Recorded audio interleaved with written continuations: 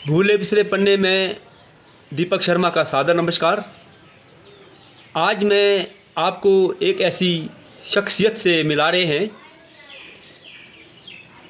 जिनका नाम शिक्षा के क्षेत्र में माना जाता है। 40 वर्ष शिक्षा विभाग में सेवाएं दी हैं। आप हैं परम पूजनीय श्री हुताशन चंद भारद्वाज जी। मैं आपसे कुछ समय लेना चाहता हूँ। मैं जहाँ भी कहीं गांव में जाता हूँ तो सभी लोग आपकी चर्चा जरूर करते हैं कि हमारे गुरुजी हुताशन चंद जी निर्मंड वाले रहे हैं। अभी हाल ही में खरैया गांव में गया था। आपके शिष्य आदरणीय श्री शोभाराम जी शर्मा ने भी आपके बारे में काफ़ी बातचीत की।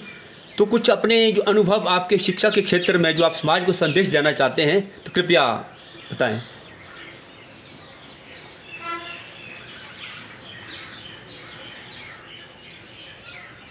पहले मैं district board primary school Banjar में अनटेंट टीचर नियुक्त हुआ।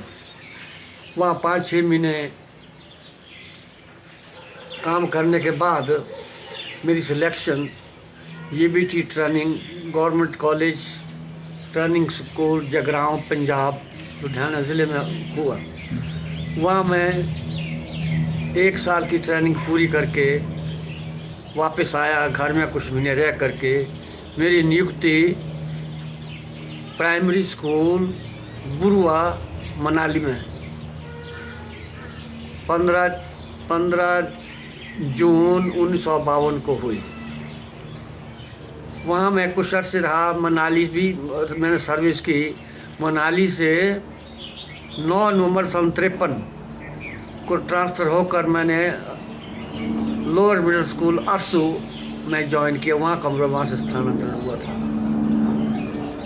वहाँ मैं लगभग 15 पूरे साल पहले की शिफ्ट में काम करता रहा।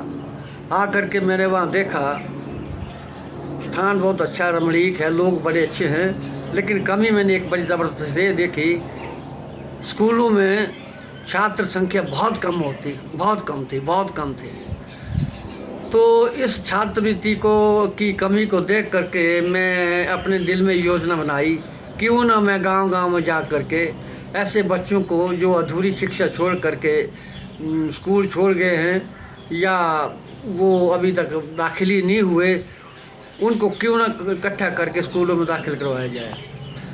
मैंने यह अभियान चलाया और मैं गांव-गांव में जा कर के उन बच्चों की लिस्ट बनाई और उन बच्चों को स्कूल आने के लिए प्रेरित किया। उनके वालिदैन को भी समझाया, रिश्तेदारों को भी समझाया, बच्चों को समझाया।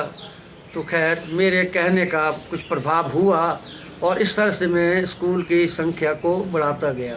मेरा ये कार्यक्रम काफ़ी देर तक चलता रहा और मैंने काफ़ी लोग जो है काफ़ी बच्चे स्कूल में दाखिल किए। जिन्होंने स्कूल छोड़ दिया था उनको भी मैंने दोबारा दाखिल किया। इससे मेरी आत्मा को संतोष हुआ और पढ़ाने में रुचि लगी। तो पढ़ाने की बात जब हुई तो मैं ज़्यादातर जोर देता था अनुशासन पर ही। मॉर्निंग असेंबली जब होती है, जिसको हम प्रार्थना सभा कहते हैं, उस वक्त मेरा प्रवचन बच्चों का रोज़ यही रहता है, देखो बच्चों, अनुशासन करना सीखो, अनुशासन में रहना सीखो। अनुशासन की विशेषताएं जो थी का जो था सारा सिलसिला में इनको बताता रहता था। बुजुर्गों की इज़्ज़त करो, गुरुजनों की इज़्ज़त करो, माँ बाप की इज़्ज़त करो, हर एक जो और पाठशाला में पढ़ते रहते हुए जो पाठशाला का संविधान है, नियम है, उसके अंतर्गत कार्य करते जाओ और पढ़ाई में अपने गुरुजनों का जो उपदेश है या पढ़ाई व पाठ है उस पर ध्यान देकर स्मरण किया करो। बस यही मेरा यहाँ सिलसिला चलता रहा पढ़ाई के बारे में। तो इस तरह से मेरे पढ़ाए हुए बच्चे आज बड़े उच्च पद से रिटायर हुए हैं। अब इतना तो समय में मेरे पास नहीं है, ना मैं बता सकता हूँ किस किस को बताऊँ। टाइम आकर दोबारा बताऊँगा। तो यही मेरा स्कूलों में ज़्यादातर यही रहा, अनुशासन पर जोर दिया और बच्चों की पढ़ाई पर काफ़ी ध्यान दिया। बच्चे बड़े खुश रहते थे। वालिदैन भी इस बात से बड़े खुश हुए कि ये गुरुजी निकले जिन्होंने हमारे स्कूल को उठाया और पाठशाला को अपग्रेड करने के लिए मैंने बड़े डिपार्टमेंटल स्तर पर बड़ी कोशिश की, लोगों से चंदा वगैरह भी इकट्ठा किया आने जाने का, तो लेकिन उसकी ज़रूरत नहीं पड़ी। मैंने अपने स्तर पर भी भाग से लड़ाई लड़ी और middle schoolers, lower middle schoolers को अपग्रेड करके मिडिल स्कूल तक पहुंचा दिया। यहाँ की बिल्डिंग की समस्या थी, स्कूल की, पाठशाला की, लोगों से मेरा तालमेल ठीक रहा, लोग मेरे साथ बहुत कोऑपरेट करते थे। मैं मीटिंग बुलाता रहा और पाठशाला भवन को बनाने के लिए सबसे मैं अनुरोध करता रहा।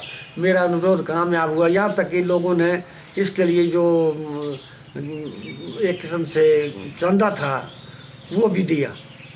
अच्छा, मैंने सुना है कि भी आपके जो पढ़ाए हुए शिष्य अधिकतर अध्यापक रहे हैं, शिक्षक रहे हैं और कई जो है आपके विविध विभागों में उच्च पदों पर भी काम करते रहे हैं। क्या आप कुछ अपने जो आपके पुराने जो शिष्य हैं उनके कुछ नाम बता सकते हैं आप? हाँ जी, आपने प्रश्न सही किया। मैं ज़्यादा, मेरी यादाश्त तो इतनी नहीं है, लेकिन जो बहुत पुराने, जो उस वक्त जो अच्छे तो बच्चे सभी थे जो अपने पद से उच्च पद पर अपने इससे प्रमोट हुए, रिटायर हुए, उनके नाम में कुछ बताता हूँ। और जो उनमें से अच्छे जो सीनियर लड़के थे उनकी भी जो मुझे याद हैं मैं आपको बताता हूँ।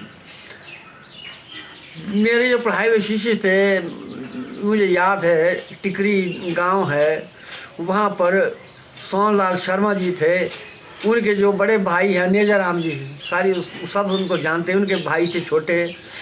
उन्होंने भी शिक्षा प्राप्त की, वहाँ आगे उच्च शिक्षा के लिए गए और वो जज की उनकी नियुक्ति हुई और जज के पद से ही वो रिटायर हुए हैं। मुझे बड़ी खुशी है, अब भी मैं उनको याद करता हूँ और मुझे बड़ी प्रसन्नता होती है। इसके साथ साथ कुछ 2-3-4 बच्चे और हैं, जैसे बालकृष्ण जी खजियारे के हैं डॉक्टर, वो चीफ मेडिकल ऑफिसर रिटायर हुए हैं, तो वो भी मुझे याद है। वो भी मेरे अच्छे शिष्य रहे, प्रिय शिष्य रहे। इसी तरह से डमेड़ी गांव आता है करसू के साथ, वहाँ ठाकुर देवीराम जी थे, उनके सुपुत्र थे श्री गंगाराम जी, वो भी मेरे शिष्य रहे, अच्छे इंटेलिजेंट थे। वो भी तहसीलदार के पद से ही सेवा मुक्त हुए हैं। उसी तरह से यहाँ नरमंड गांव में के साथ एक मोहल्ला का छोटा सा कस्बा सरकोटी है, वहाँ से श्री मेरदास जी भी तहसीलदार के पद से ही सेवा मुक्त हुए हैं। ठाकुर क्या ना वो वकील साहब में दिल सुख जी हैं परंतला गांव के, वो भी मेरे शिष्य रहे। वो उन्होंने वकालत की और वो एक अच्छे वकील हैं, तो आजकल वकालत करते हैं, अच्छी वकालत चल रही है उनकी। डमेड़ी गांव के ठाकुर लहरी सिंह जी थे, वो भी मेरे अच्छे शिष्य रहे हैं। वो अभी तक, अब मैं उनके पद का जो मैं विश्लेषण है मैं नहीं कर सकता। एक कानूनी सलाहकार होते हैं सरकार के कोर्ट में, तो वो भी अभी उस जो उनका जो कानूनी राह जो देते थे, वो कानूनी वकील थे, वो सरकार के सरकारी पद से बड़े, जो उनका जो शीर्ष पद था उससे रिटायर हुए हैं। और उनका लड़का भी अब आजकल एज जज नियुक्त हुए हैं। और उसके अलावा मेरे शिष्य ये जो और हैं पुराने हैं, केवलराम वर्मा जी हुए हैं मरहरी गांव के, वो बड़े अच्छे शिष्टाचारक थे। उस तरह से टिकरी गांव में हमारे शिष्य रहे कृष्णानंद शर्मा, सत्यानंद जी, ज्ञानानंद जी, और बहुत हैं लड़के, मुझे ज़्यादातर याद नहीं हैं, ये सब अच्छे रहे हैं।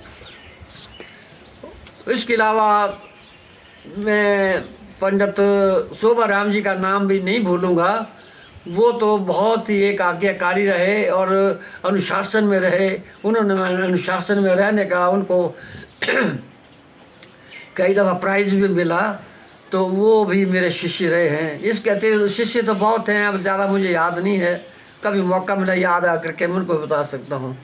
और नरमन में भी शिष्य जो रहे हैं वहाँ तो मेरे कुछ चीफ इंजीनियर रिटायर हुए हैं, कुछ मेडिकल ऑफिसर डॉक्टर रिटायर हुए हैं। तो ये अच्छी बात है, मुझे खुशी होती है इन सब को देख करके भी मेरे पढ़ाई। और जो जितने भी मुझे मालूम है, जितने भी मेरे पढ़ाई बच्चे थे लगभग सभी आजकल नौकरी पर लगे हैं और अपना रोज़गार खूब अच्छी तरह से अच्छे पदों पर रख करके ईमानदारी से कार्यरत हैं। बहुत बहुत धन्यवाद जी आपका, आपने समाज के लिए अपना संदेश दिया।